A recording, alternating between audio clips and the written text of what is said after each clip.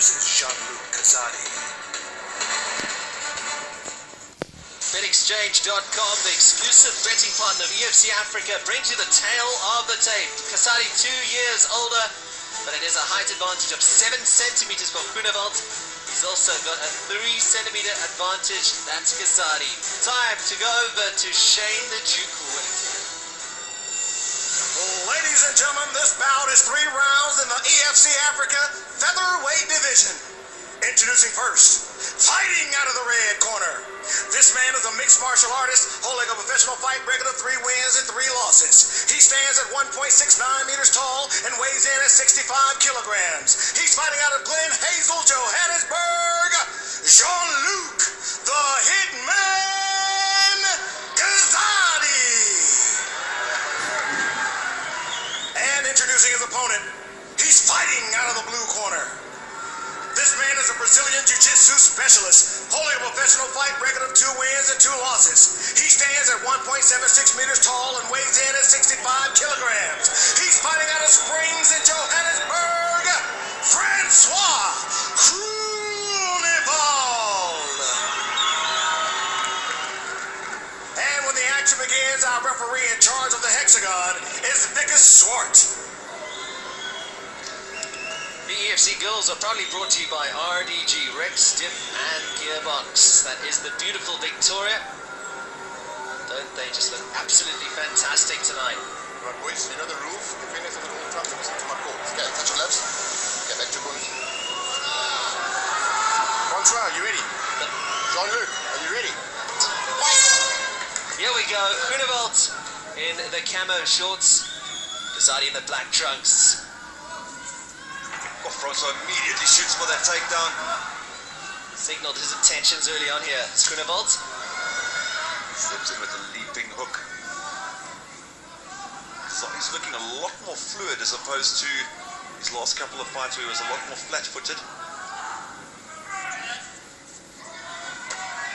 Nice jab by Kazadi. Oh, low blow landed by Francois Groenewald.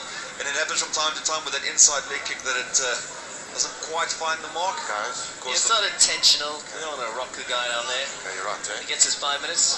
Gets his 5 minutes to recover. Okay, okay. Okay, take your time, eh? You've got 5 minutes. Fighters don't often take the full 5 minutes, do they? You've got 5 minutes, they can take his time, okay?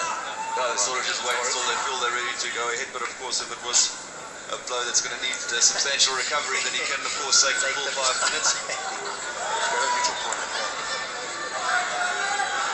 Kazadi, not too shaken up by that. Okay. Fight. Apologies by Groenewald.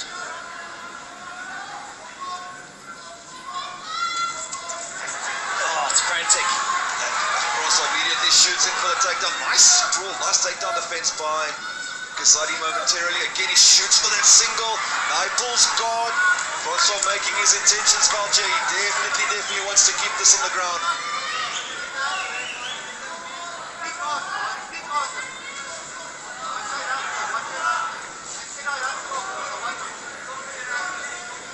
Jean-Luc spends a lot of time training with EFC Africa middleweight champion Jeremy Smith. That's right. And someone with his arsenal of striking is definitely a big asset for Kazadi to have. The power factor, though, that bugs Kazadi, doesn't it? Oh, nice left hook landed by Kazadi. No power. I mean, no problem with power, that's for sure. Especially at this weight, and he could probably quite easily compete as a bantamweight, and he packs a lot of power in his punches. Finds a home for that left jab.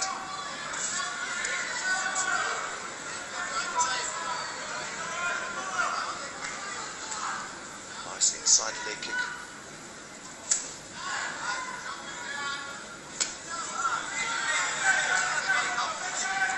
and as he goes for the leg kick, Francois immediately shoots for a takedown. Now he's got it to the ground.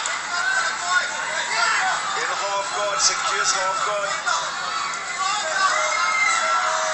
Kazadi desperately trying to get full guard back. Now Francois got the guillotine. Oh, looks like he had it locked in.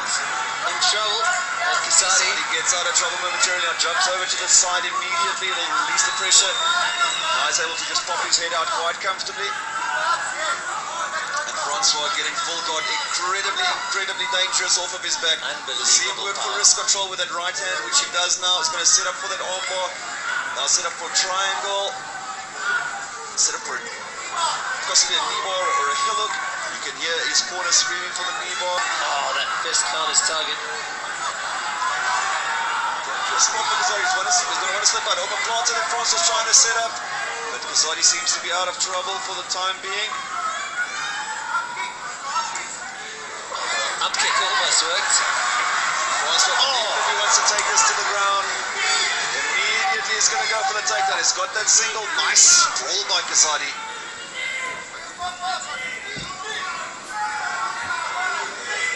Boxing on the inside by Kazadi. Francois got that overhook on the right. Comes over the top with elbows.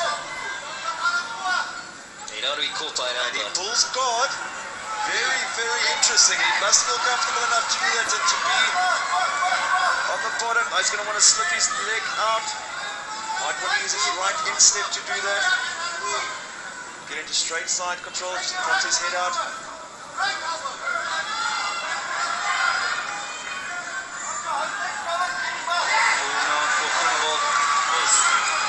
Interesting to see what he's going to try and work the ground and pound. He's going to try and set up an armbar possibly. Lands an elbow to the shoulder. He's trying to... You can see he's got that left arm of Kazadi's tied up. He's been setting up for the armbar. Kazadi felt that, got out the way. Elbows. Groenewald landing the shots to the body.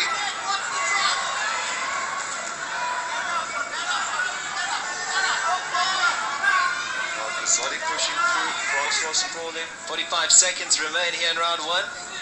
3 points of contact touching the ground. Of course, you can't strike or reach the head thing. Groenewald setting up a cross strike. He's got that locked in. He's got that locked in. How does Kazadi get out of this here?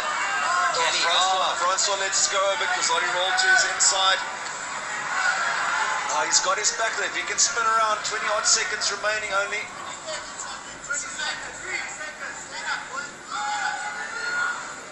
Groenewald just holding on. Still got Kazadi's back. Landing those hammer fists on the inside and the outside.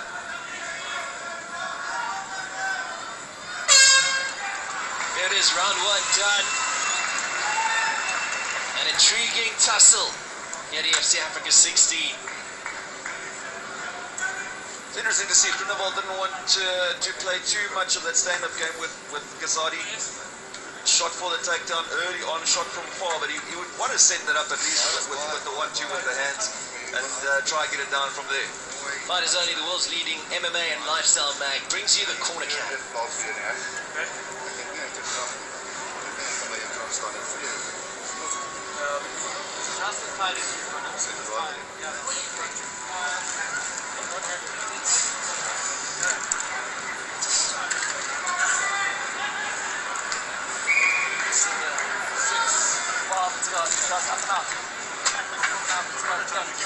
The UFC Girls proudly brought to you by RDG, Rex, Stiff and Gearbox.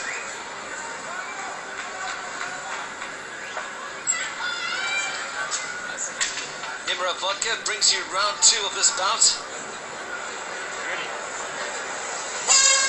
Luc Kazadi been boxing since he was 15 years old. He's taking the fight to Francois Groenewald. To see him put together a little bit more combinations. Kazadi, when you see him in training, his hands move so well and he moves so well himself. Big back fist finds its mark by Groenewald. Kazadi did not see that coming.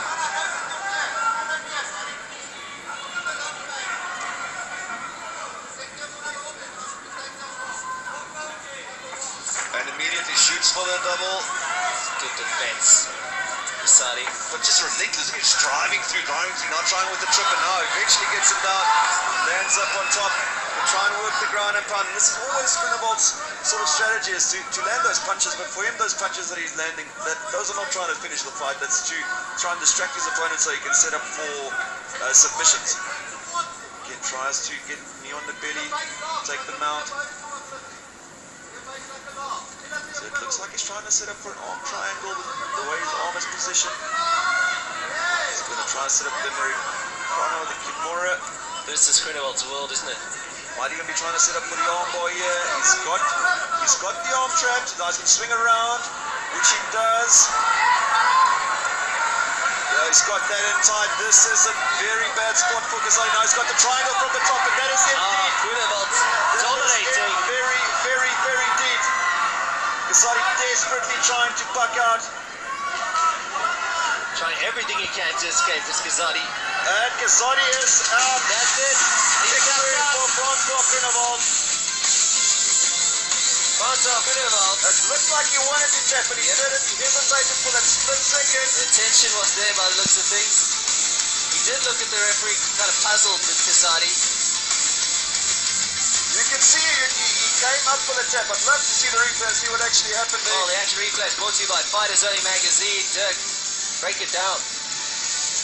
Well, he was about to tap, and then he actually didn't tap. So that is quite interesting. I think Vicker Swart might have bluffed that one. As you can see, he was about to tap, and he must have just released it a little bit, and they let go. Oh, ladies and gentlemen, referee Vicker Swart has called a stop to this contest. 1 minute and 48 seconds into round number 2, declaring the winner by tap out due to a triangle, Francois Groenewald.